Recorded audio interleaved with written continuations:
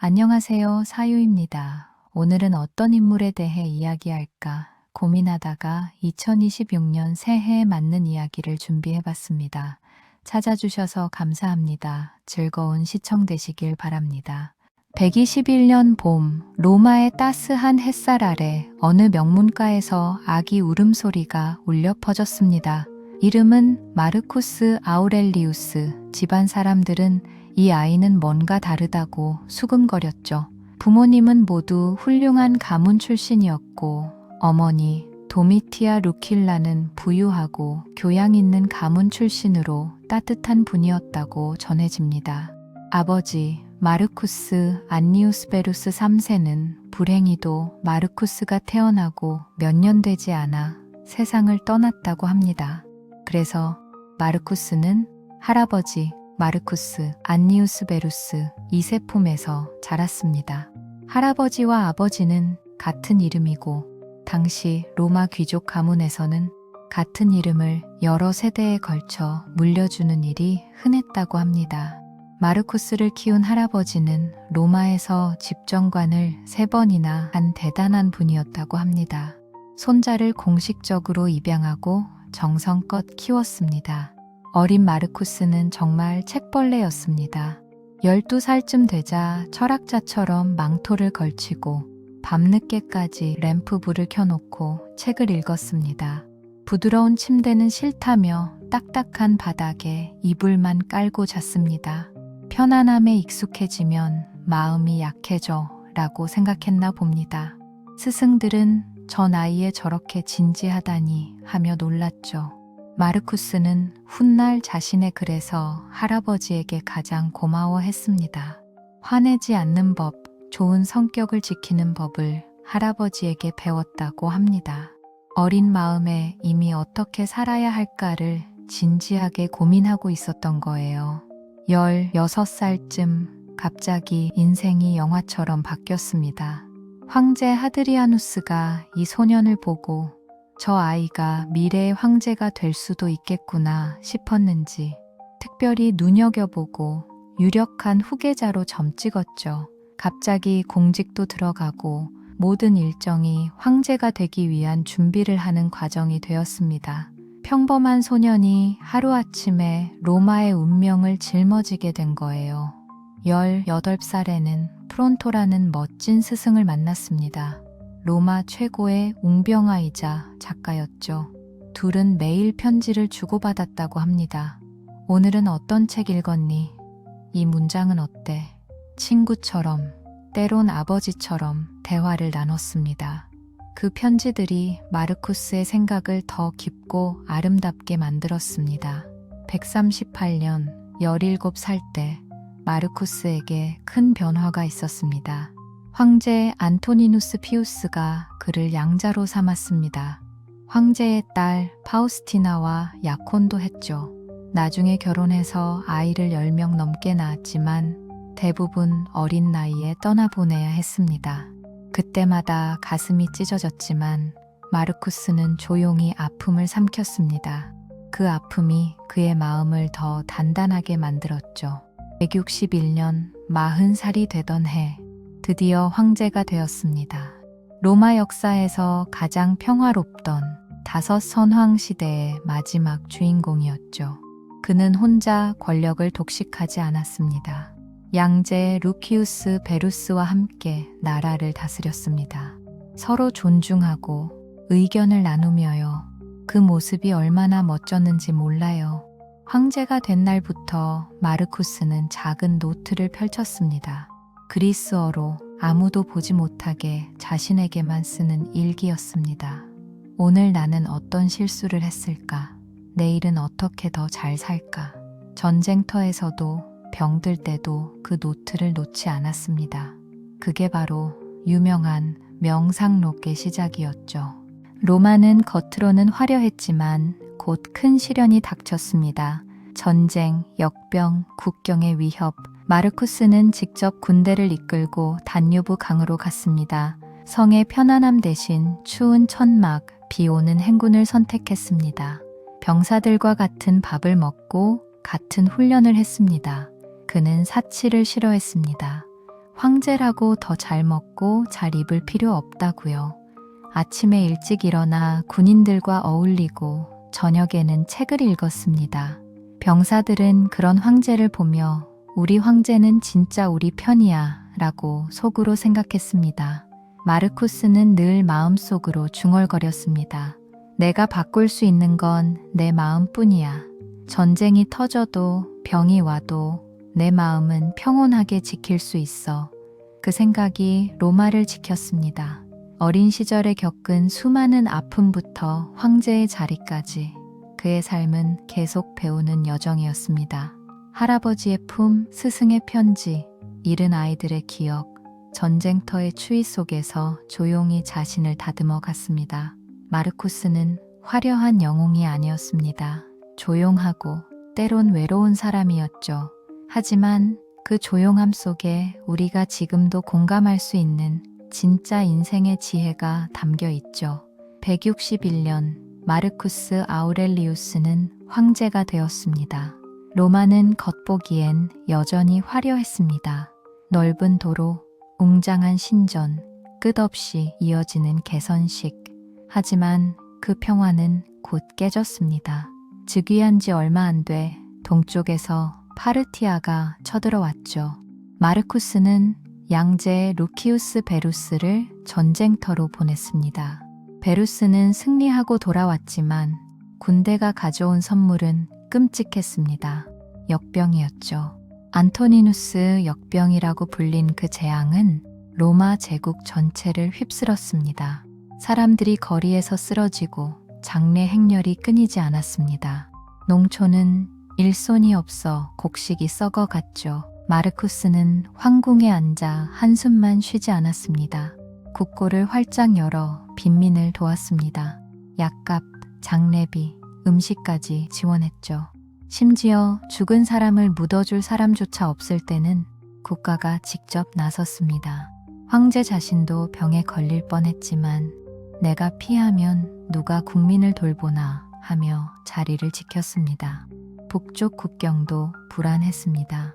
게르만 부족들이 다뉴브강을 넘어 쳐들어왔습니다. 166년부터 마르쿠스는 직접 군대를 이끌고 북쪽으로 갔습니다. 로마를 떠나 거의 10년을 전쟁터에서 보냈죠. 성의 따뜻한 침대 대신 추운 천막, 진흙탕 길을 걸었습니다. 비가 오나 눈이 오나 병사들과 똑같이 행군했습니다. 전쟁은 정말 길고 지쳤습니다. 이길 때도 있었고 위기에 몰릴 때도 있었죠. 한 번은 적에게 포위돼 물 한 모금 마실 수 없었습니다. 병사들이 지칠 대로 지쳤을 때 전설 같은 일이 벌어졌습니다. 마르쿠스가 기도를 올리자 갑자기 폭우가 쏟아졌다고 합니다. 지금 시대에선 우연이겠지만 당시에는 그렇지 않았겠죠. 로마군은 물을 마시고 힘을 얻었고 적은 흙탕물에 빠져 패했습니다. 병사들은 황제가 신과 대화했어 하며 환호했죠. 그날 이후 비의 기적이라는 별명이 붙었습니다. 전쟁터에서 마르쿠스는 매일 밤 노트를 펼쳤습니다. 등불 하나에 의지해 내일은 또 어떤 어려운 사람이 나를 기다릴까? 무례한 사람, 배신하는 사람, 질투하는 사람, 그들은 무지해서 그러니 나는 그러지 말아야지 라며 자신을 다독였습니다. 화가 날 때면 일부러 깊이 숨을 쉬었습니다. 측근이 적들이 너무 잔인합니다. 복수해야 합니다. 라고 했을 때 마르쿠스는 웃으며 말했습니다. 복수는 내 일이 아니야. 그들을 용서하고 가르치는 게 내 역할이야. 그 말이 쉽지 않았다는 걸 그는 누구보다 잘 알았죠. 황후 파우스티나는 로마에 남아 있었습니다. 아이들을 키우고 성을 지켰죠. 밖에서는 이상한 소문이 돌았습니다. 황후가 바람을 피웠다는 둥. 마르쿠스는 그런 소문을 듣고도 내 아내를 믿는다고만 했습니다. 그 신뢰가 부부의 끈을 지켰습니다. 아이들의 죽음은 가장 큰 아픔이었습니다. 10명이 넘는 아이들 중 살아남은 건 코모두스 하나뿐이었죠.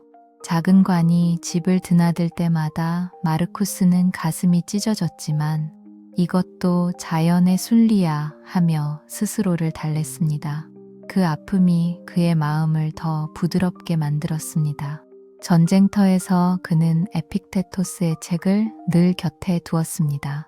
노예 출신 철학자의 글을 읽으며 외부 일은 나를 해칠 수 없어.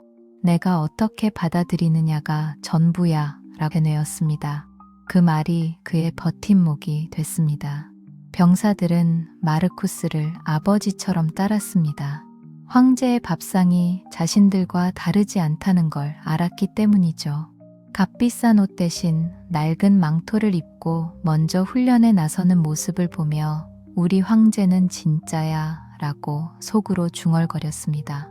마르쿠스는 로마를 위해 편한 것들을 포기했습니다. 하지만 후회하지 않았습니다. 나는 우주의 한 부분이야. 자연이 나를 이 자리에 두셨다면 여기서 최선을 다해야지. 그 단순한 생각이 제국을 지탱했습니다. 전쟁은 아직 끝나지 않았습니다. 하지만 마르쿠스의 마음은 이미 평화를 꿈꾸고 있었습니다. 그 꿈이 로마를 더 오래 빛나게 했죠. 마르쿠스 아우렐리우스의 명상록은 사실 책이라고 부르기에도 조금 민망한 개인 일기장이었습니다. 제목 그리스어로 타 메아우톤, 즉 나 자신에게 라는 뜻의 메모였죠. 마르쿠스 황제가 전쟁터 천막에서 추운 밤 등불 하나 켜놓고 혼자서 중얼중얼 적은 글들입니다. 마르쿠스는 매일 아침 눈을 뜨자마자 자신에게 이렇게 말했습니다. 오늘도 거칠고 무례한 사람, 배신하고 질투하는 사람을 만날 거야. 그건 그들이 세상을 잘 모르기 때문이야. 나는 그걸 알기 때문에 그들에게 화내지 않을 거야. 이 문장을 거의 매일 반복해서 썼습니다. 왜냐하면 그만큼 잊기 쉽고 그만큼 실천하기 어렵기 때문이죠. 그는 세상을 하나의 큰 가족으로 봤습니다. 우리는 모두 연결되어 있어. 서로 도와주기 위해 태어났어. 황제로서 수많은 사람을 다스리면서도 한 명 한 명을 형제라고 불렀습니다. 심지어 자신을 해치려는 사람에게도 저 사람은 아직 모르는 거야 하며 마음을 풀었습니다. 죽음에 대해서도 자주 썼습니다. 너는 곧 죽을 거야. 그런데 아직도 제대로 살지 않았단 말인가? 이 말이 무섭게 들릴 수도 있지만 마르쿠스는 이걸 두려움으로 쓰지 않았어요. 오히려 깨우침으로 썼습니다. 인생이 짧으니까 오늘을 더 소중히 살아야지 그런 마음으로요. 유명한 말도 여기서 나왔습니다. 네가 통제할 수 있는 건 오직 네 생각과 판단뿐이야.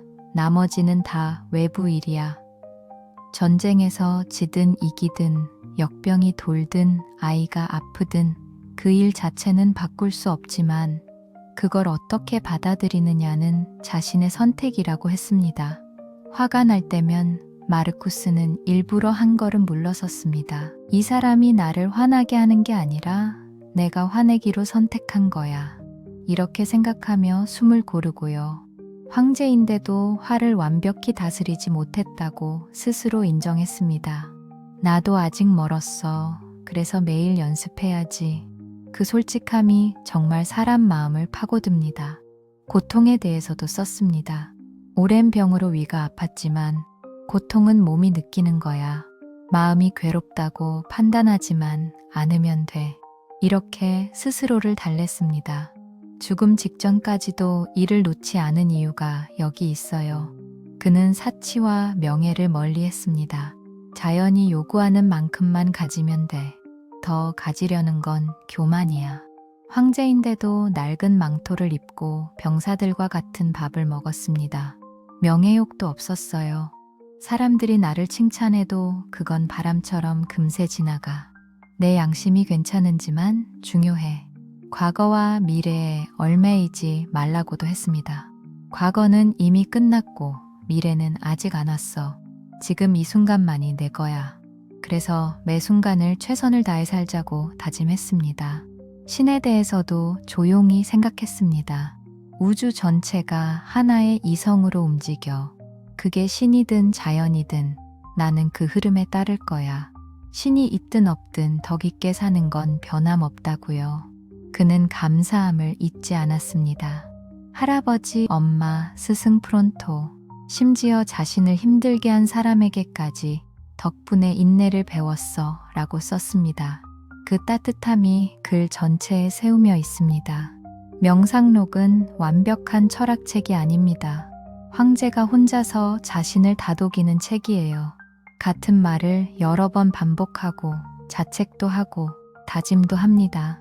그게 바로 우리 자신과 닮아 있어서 더 가깝게 느껴집니다.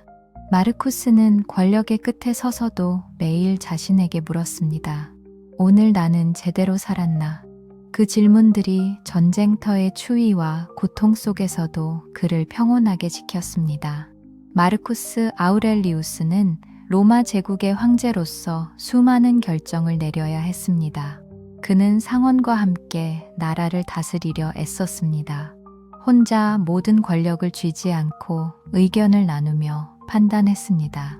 양제 루키우스 베루스가 죽은 후에도 그 전통을 이어갔습니다. 종교 문제에서도 강제하지 않았습니다. 기독교인들이 박해받던 때였지만 지역 총독들이 과도하게 처벌할 때 편지로 막았습니다. 무고한 사람을 함부로 죽이지 말라고 지시했습니다. 그는 믿음을 개인의 일로 보았습니다. 전쟁 포로들을 대하는 방식도 달랐습니다. 항복한 게르만 부족에게 땅을 주고 로마 영토 안에 정착시켰습니다. 그들의 아이들을 로마 학교로 보냈습니다. 적이었던 사람들을 로마 시민으로 받아들였습니다. 세금은 공정하게 걷었습니다. 부유한 귀족들에게 더 많은 부담을 지웠습니다. 가난한 사람들을 위해 국고를 아끼지 않았죠. 재난이 닥칠 때마다 즉시 구휼을 베풀었습니다. 검투사 경기에서 피를 줄이려 노력했습니다. 맹수와의 싸움 대신 둔기로 대결하게 바꿨습니다. 완전히 없애진 못했지만 가능한 한 생명을 구하려 했습니다. 로마의 도로와 다리를 정비했습니다. 전쟁터로 가는 길을 직접 점검했습니다. 군대가 빠르게 움직일 수 있게 했죠. 제국의 기반을 튼튼히 다졌고 학문과 예술을 장려했습니다. 아테네의 철학, 웅변, 음악, 회화 학교를 세웠습니다. 교수들에게 국가에서 봉급을 주게 했습니다. 그리스 문화를 존중하며 로마가 그 계승자임을 보여주었습니다. 건강이 나빠질수록 마르쿠스는 죽음을 준비했습니다. 죽기 며칠 전부터 음식을 끊었습니다. 측근들이 만류했지만 그는 자연의 법칙을 따랐습니다. 아들 코모두스를 공동 황제로 세웠습니다. 코모두스의 성격을 알았지만 혈통을 이어가는 길을 선택했습니다. 그 선택이 로마에 어떤 결과를 가져올지 마르쿠스는 가슴 아파했습니다. 그는 꿈과 잠에 대해서도 생각했습니다. 잠을 죽음의 연습이라고 생각했습니다. 매일 잠자리에 들 때 내일 아침을 볼 수 없을지도 모른다고 떠올렸습니다. 자연을 가까이 했습니다. 전쟁터에서도 하늘, 강, 나무를 바라보았습니다. 우주를 하나의 살아있는 존재로 보았습니다. 자신은 그 일부라고 믿었고 마르쿠스는 매일 노트에 같은 다짐을 적었습니다. 반복하는 이유는 다짐을 잊지 않기 위해서였습니다. 한 번 깨달았다고 끝나는 게 아니라 매일 새로 실천해야 한다고 여겼습니다. 그의 글은 솔직합니다. 자신의 약점을 숨기지 않았고 화를 내고 게으름에 빠지고 교만해지는 자신을 인정했습니다. 황제의 자리에서 마르쿠스는 매일 자신에게 물었습니다. 자연에 따라 살았는지. 그 질문이 전쟁과 고통 속에서도 그를 지탱했습니다. 그의 삶은 로마 제국의 정점에 있었습니다. 권력을 가지면서도 자연의 흐름을 따랐습니다. 마르쿠스 아우렐리우스는 로마 제국의 황제로서 끝까지 검소한 생활을 지켰습니다. 자신의 성에서조차 사치스러운 옷을 입지 않았습니다. 병사들과 같은 음식을 먹고 같은 천막에서 잤습니다. 그는 로마의 도덕적 타락을 걱정했습니다. 시민들이 향락에 빠지는 모습을 보며 법으로 도박과 과도한 연회를 제한하려 했습니다. 역병이 제국을 다시 덮쳤을 때 마르쿠스는 국고를 열어 죽은 자를 매장할 비용까지 지원했고 그는 감염자들을 피해 다니지 않았습니다. 북쪽 전쟁은 여전히 이어졌습니다. 마르쿠스는 다뉴브 강변에서 장군들과 작전을 세웠습니다. 반란이 일어났을 때도 복수보다는 용서를 선택했습니다. 아비디우스 카시우스의 반란을 인재 손실로 안타까워했습니다. 전쟁 비용을 마련하기 위해 성의 보물을 팔았습니다. 성의 보석과 금그릇까지 경매에 붙였습니다. 시민들이 돈을 돌려주지 않자 그대로 국고에 넣었습니다. 그는 아테네에 학교를 세웠습니다. 철학, 수사학, 음악, 회화 교수들에게 국가 봉급을 주게 했습니다. 그리스 문화를 존중하며 로마의 학문을 키웠습니다. 180년 봄, 북쪽 전쟁터에서 병이 깊어졌습니다. 빈도보니아에서 마지막 나날을 보냈습니다. 아들에게 국민을 자식처럼 돌보라고 당부했습니다. 3월 17일 59세로 세상을 떠났습니다. 죽기 직전 측근이 유언을 물었을 때 태양을 보라. 태양은 여전히 떠오르고 있다고 대답했습니다. 로마 군대는 황제의 죽음에 통곡했습니다. 상원은 그를 신으로 모셨습니다. 시신은 하드리아누스 영묘에 안치됐습니다. 마르쿠스는 생전에 명예와 권력을 탐하지 않았습니다. 전쟁과 역병 속에서 로마를 지키는 게 다였죠. 그가 통치하던 로마 제국의 정점으로 기억됩니다. 황제로서의 무거운 책임을 지고 자연의 법칙을 따랐습니다. 황제의 자리에서 해야 할 일만 할 뿐이었습니다. 마르쿠스 아우렐리우스는 우리에게 묻습니다. 오늘 너는 어떤 마음으로 살고 있느냐? 그는 매일 아침 눈을 뜨며 자신에게 이렇게 말했습니다. 오늘도 나를 힘들게 하는 사람들을 만날 것이다. 무례한 사람, 배신하는 사람, 질투하는 사람. 그들은 세상을 잘 모르기 때문에 그래. 나는 그걸 알기 때문에 화내지 않을 거야. 이 다짐은 매일 반복되었습니다. 마르쿠스는 인생이 짧다고 생각했습니다. 너는 곧 죽을 거야. 그런데 아직도 제대로 살지 않았단 말인가. 죽음은 두려운 게 아니라 지금 이 순간을 더 소중하게 만드는 깨달음이었습니다. 매일 잠자리에 들 때 내일 아침을 볼 수 없을지도 모른다고 떠올렸고 그래서 더 오늘을 후회 없이 살아야 한다고 다짐했습니다. 그는 우리가 바꿀 수 있는 건 오직 마음뿐이라고 전쟁이 터져도 병이 와도 사람들이 배신해도 내 마음은 내가 결정한다. 외부의 일은 나를 해칠 수 없다. 내가 어떻게 받아들이느냐가 전부야. 화가 날 때마다 그는 한 발짝 물러서서 자신에게 말했죠. 이 사람이 나를 화나게 하는 게 아니라 내가 화내기로 선택한 거야. 그리고 숨을 고르며 저 사람은 잘 몰라서 그래 라고 생각했습니다. 용서란 자신의 마음 한켠만 내어주면 되는 거죠. 마르쿠스는 명예와 칭찬을 가볍게 여겼습니다. 사람들의 말은 바람처럼 지나간다. 내 양심만 지키면 돼. 다른 건 중요하지 않아. 최고의 권력을 가졌으면서도 교만하지 않으려 매일 자신을 낮췄습니다. 그는 자연의 흐름을 따르라고 했습니다. 자연이 요구하는 만큼만 가지면 돼. 더 가지려는 건 교만이야. 사치, 과욕, 과도한 욕심을 경계했고 단순하고 소박하게 사는 게 가장 자연스럽다고 믿었습니다. 과거와 미래에 얼마이지 않았습니다. 과거는 끝났고 미래는 아직 안 왔어. 지금 이 순간만이 내 삶이야. 그래서 매 순간을 최선을 다해 살라고 다짐했습니다. 마르쿠스는 완벽하지 않았습니다. 그는 이렇게 말합니다. 인간은 우주의 미세한 부분이야. 우주가 너를 이 자리에 두었다면 여기서 최선을 다해라. 황제든 평범한 사람이든 주어진 자리에서 사람답게 사는 게 중요하다고요. 마르쿠스의 노트는 전쟁터의 천막에서 병든 몸으로 적은 글들이 수백 년이 지나도 우리 마음에 그대로 와닿습니다. 오늘 하루를 마무리할 때 조용히 물어보세요. 나는 오늘 어떤 마음으로 살았을까? 그 물음이 우리의 인생을 바꿀 수 있습니다. 새해를 맞이해서 한번 자신에게 질문해 보세요. 오늘도 끝까지 시청해 주셔서 감사합니다. 2026년 최고의 한 해가 되기를 진심으로 바랍니다.